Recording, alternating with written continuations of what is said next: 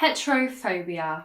Can you tell I've had enough of this topic already? Now, I am an avid Twitter user. I tweet almost everything that comes into my brain, and I interact with the small YouTube community a lot through this app. And over the last week and a half, I've witnessed some pretty stupid things. Now, I'm not sure exactly when this joke started or how it started, but on my side of Twitter, I saw a lot of young people.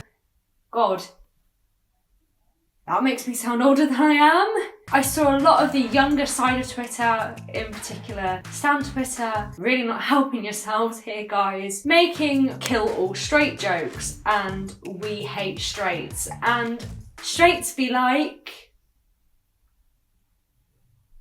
Now, most people with half a brain cell will probably look at this and go, 14-year-old trying to do a funny. Let's just let them do their thing. However, if you're not aware of this by now, most people lack this level of intelligence and seek to be offended by anything and everything. It really says something when oppressors literally mock marginalised aspects of society for getting upset over discrimination and then cry straight phobia when people say, kill all the straights. Please, sir, can I have some? Spare some oppression, please, sir. Now, after this, people started pulling up tweets such as heterophobia isn't real and posting funny memes and... However, to be technical, now hear me out here, don't cancel me straight away. You can be straight phobic or heterophobic on a personal level. Oh God.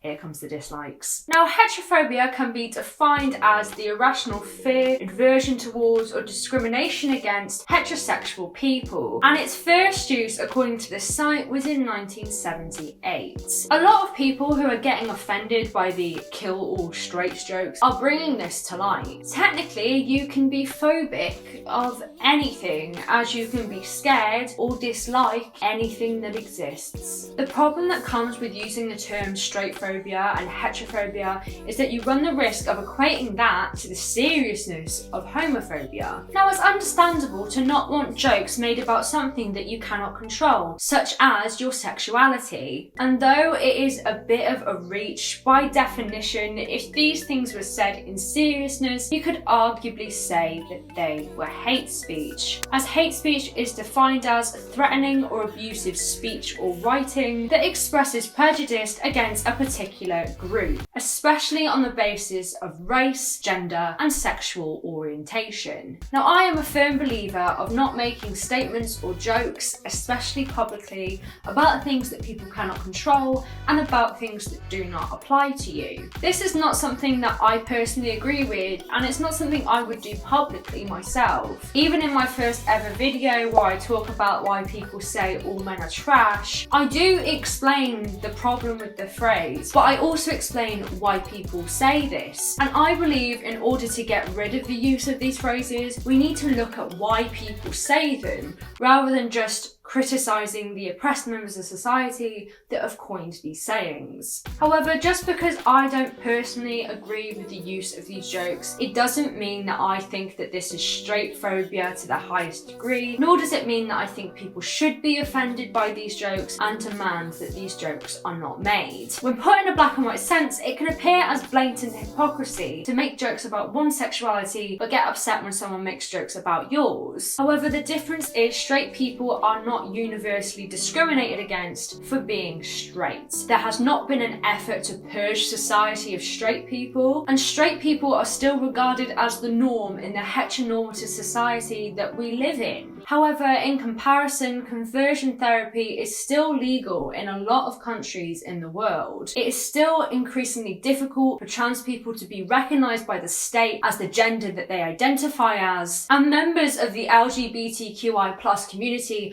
are still assaulted and murdered simply because of their sexuality. If it is your firm black and white belief that we should not make jokes or make fun of people for things that they cannot control, then that is completely valid. However, you cannot compare jokes about heterosexuality to jokes about homosexuality. If someone makes a kill all straights joke, the likeliness of people taking this seriously and actually going out and killing straight people in large numbers is extremely slim, as straight people are still regarded regarded as the norm in the societies that we live in. However, if someone was to make a kill all gays joke, that could be seen as quite dangerous, as people have actively tried to purge society of gay people in the past. And like I said, some countries still do, and LGBTQI+ people are still being murdered for their sexuality. The difference in these jokes are the power dynamics that are in play between the person making the joke and the person that is the butt of the joke. When you have a kill all straights joke, you have an oppressed member of society making a joke about the oppressor. When you have a kill all gays joke, you have the oppressor in society making a joke about the oppressed. And that is because of the societal norms and conventions that have been established in our society by those who are in the ruling class. The ruling class usually being the rich, the white, the cis, the straight, and the male. But if you would like to take a look at the lovely comment section in my first video and also notice the high dislike ratio, you would realise that a lot of people don't think that this is the way that society is. From what I can see, there are people that genuinely believe that there is an uprising of oppression and a criticism of the straight, white, cis male, and so they see the leftist or progressive opinion to be regarded as the norm and something that will not be censored, whereas the right opinion and the conservative opinion seems to be the one that gets a lot of backlash. And to be honest, if you took a look down my Twitter feed, you would think that the idea that heterophobia isn't real is vastly accepted. However, that is not because the vast amount of society actually think this way. If the vast amount of society really held these progressive views, a lot of policies around sexuality and gender would be different. Our government makeup would be different, and the way the country was run as a whole would probably be different. Usually on social media, you can find yourself in an echo chamber, an environment in which a person encounters only beliefs or opinions that coincide with their own, so that their existing views are reinforced and alternative ideas are not considered. And that is normal. You will gravitate towards people who tend to agree with you and hold the same interests and beliefs as you. And so if something you disagree with comes up on your timeline, it is normal to see a flood of responses to tweets and posts sharing your same opinion. But just because a lot of people on Twitter are saying kill all straights, just because a few people have made heterophobic comments to you on the internet, and just because people have made fun of your sexuality online, that doesn't mean that society in general thinks this way. Twitter is not a reflection of how the real world works, and the sooner people realise that, the better. Something I was made very aware of by my friend Charlie was the sheer amount of abuse people were getting for saying that they were upset or made uncomfortable by these jokes. Now, Charlie does talk about this and his own views on what's happened on his podcast, so I would highly recommend checking that out after this video. After speaking up against jokes that make people feel uncomfortable, Charlie himself received quite a lot of backlash, being called a hetty and being told that nobody loved him, as well as being bitched about in group chats that he was actually a part of. But the problem that Charlie and others were having was not that people were making kill all straight jokes. It was the fact that people were actively pushing this joke further towards people who had said they weren't comfortable with it, actively trying to upset them and make them feel worse for something that they were uncomfortable with. You can't help being uncomfortable with something. Whether you find the joke funny or not, if someone says they're not comfortable with it, it's a bit of a dick move to make that joke directly towards them. That doesn't mean that you can't make these jokes at all, but maybe don't make them at them out of the kindness of your own heart. Is it really that hard? In none of the tweets that I'm referring to that since were deleted, nobody makes comments about being oppressed because they were straight or likening it to homophobia. However, this is the way that people interpreted it. Now, I am very aware that straight phobia is not a prominent thing in our society. In fact, it's not really a thing, at least not systematically. But that doesn't mean I and others don't have a right to be offended. It just means I can't equate it to the bigger problems that other sexualities face. But I do understand that getting upset over a kill joke can seem quite small in comparison to the issues that the LGBTQI+ community face. Now, like I said before, Twitter can become an an echo chamber. And so for every timeline that is saying that heterophobia isn't real, you will have a timeline that says it is. Something very interesting that I've noticed when all of this is going on is a YouTuber known as Jess, or Jess Mason on Twitter, or Jessica. There's the Welsh accent. There it is.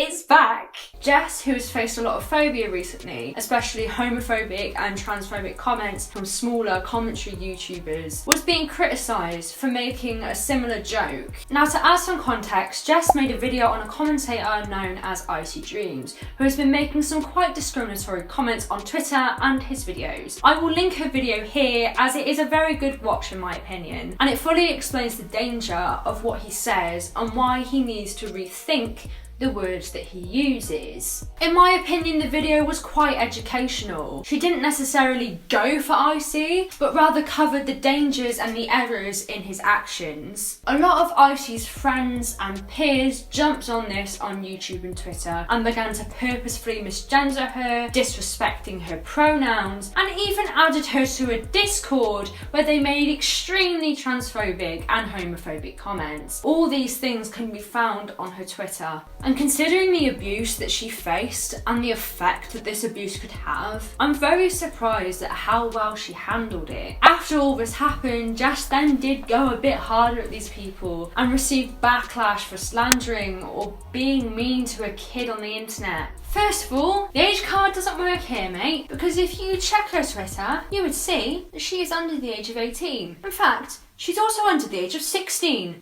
Which makes her also a kid. And second of all, these people were blatantly transphobic and homophobic towards her with the purpose of upsetting her, yet she's the one in the wrong for retaliating. Now, the reason why I'm bringing this situation up is that people that were calling her out for the straight jokes are likely the ones that either got involved with the transphobic and homophobic comments or did nothing when they were being said. These people seem to maintain the mentality that it's okay to jokingly use slurs and to make phobic comments. In particular, one comment read on her response to transphobes video: "If you get offended of what Icy Dreams said, the internet is not for you." I'm just gonna let that sit for a moment.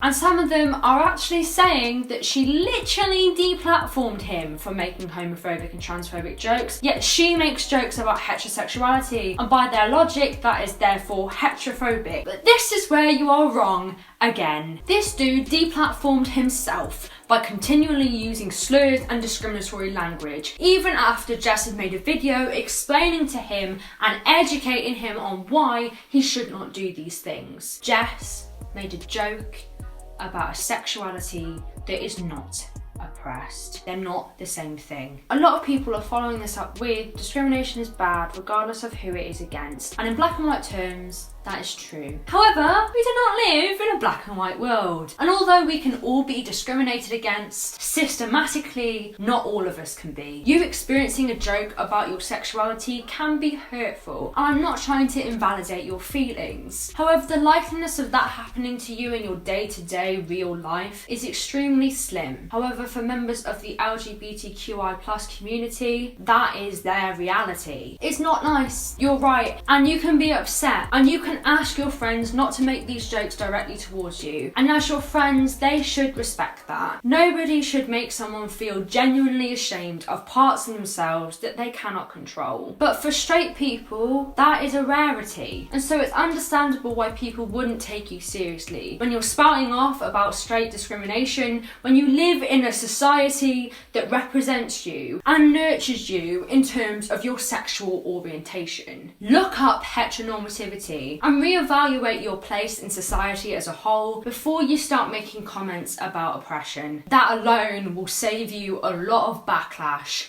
on the timeline. Right guys, thanks for watching this video. If you did enjoy it, please like and leave a comment about what you think about this situation. And don't forget to hit subscribe if you are new. At the point of recording this video, I think we're at something like 258 subscribers. And I was actually thinking about doing an assumptions or a questions video for 250. So if that is something you would be interested in, please leave a comment down below or find me on Twitter or Instagram. My DMs are always open. And with that, I'll see you soon.